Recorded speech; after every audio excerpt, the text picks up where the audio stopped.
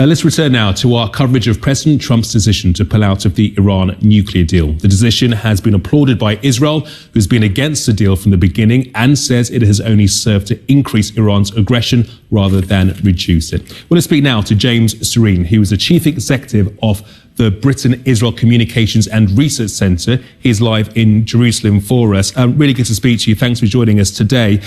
Can you understand why President Trump has taken this decision? I think there's a calculation within the White House that now is the time to turn the screw on the Iranian regime, and that they believe by very tight sanctions they can actually potentially push the regime to make more concessions and actually properly deal with the danger of an Iranian nuclear weapons program. Trump has said for more than 2 years that he thought that it was a flawed deal. He didn't like the fact that there weren't proper inspections of military sites that could be unannounced. He didn't like the fact the deal just ended and Iran could race to the bomb. And let's not forget as well that there are other countries in the region, Saudi Arabia, UAE, that also believe that there may be now greater chance of a degree of stability now that America is really turning its sights on the Iranian regime and properly trying to deal with these issues of the nuclear weapons program, which a lot of observers believed, even in the Iran nuclear deal, was essentially just kicking the can down the road and postponing the really tough decisions. Do you think it was the right approach? Because what we've seen today and over the last 24 hours is that the 5 other countries that are involved in the deal and the EU see it differently. Well, there's a different approach there. I mean, the European, the E3, the Germany, France, and the UK were certainly of the view that this was a good deal that would be able to deal with the Iranian nuclear weapons program. But they did acknowledge and still acknowledge that there is this danger of Iranian ballistic missiles, and that there is this issue of the instability and conflict being caused by Iranian forces and Iranian proxy militias all across the Middle East, in Syria, in Iraq, in Yemen, and in Lebanon. And just where I am now in Jerusalem and in Israel, just last night, Israeli citizens were in air raid shelters anticipating a bombardment potentially of Iranian missiles because of the Iranian activity in Syria as part of the civil war. So for the countries in the region, there is very real instability and very real conflict, which is causing great suffering.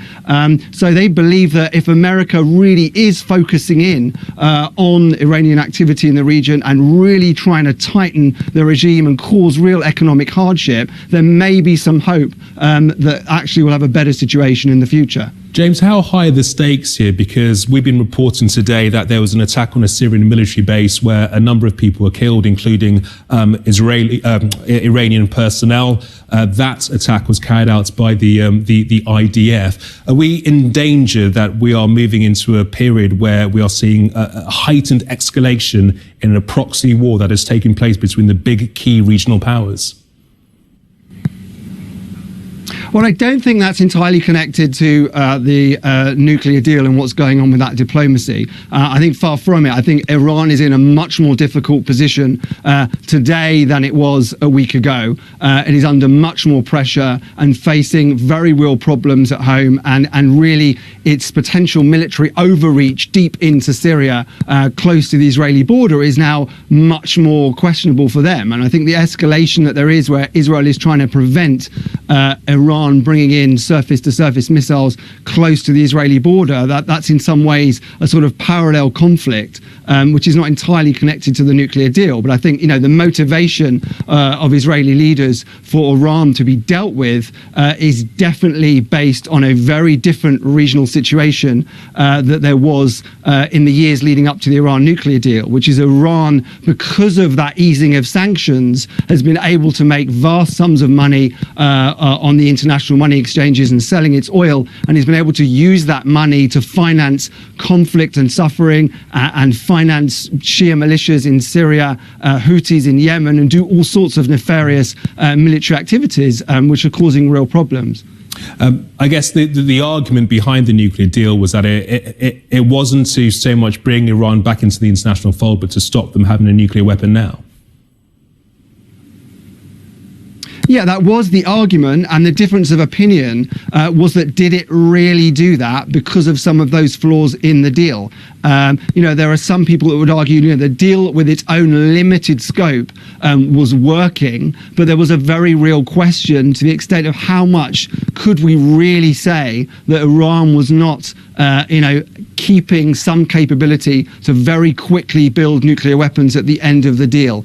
Prime Minister Netanyahu last week unveiled the results of this extraordinary Israeli intelligence raid in Tehran, where they showed all the evidence of just how advanced Iran's plans were to build nuclear weapons before the deal was signed. And his message to the world was, you can't trust Iran. And the very real fear was that even within the confines of this limited deal, there was no provision for what happens when it expires, that Iran could just race to the bomb incredibly quickly. So it was just postponing a problem. So I think some of Trump's supporters are saying, well, he's dealing with the issue. He's saying, let's deal with it now. But I think there's also a question for Trump and the White House. They have now potentially broken up this international coalition in the nuclear deal. So they are sort of going it alone. And I think people here and in other countries in the region are now waiting to see what the plan is. Beyond sanctions, what is the US going to do now in some of these countries in the Middle East? How are they actually going to move the diplomacy forward to try and get a better inspection and a better scrutiny of the Iranian nuclear program? James Sorene, very interesting talking to you. Thanks for your time.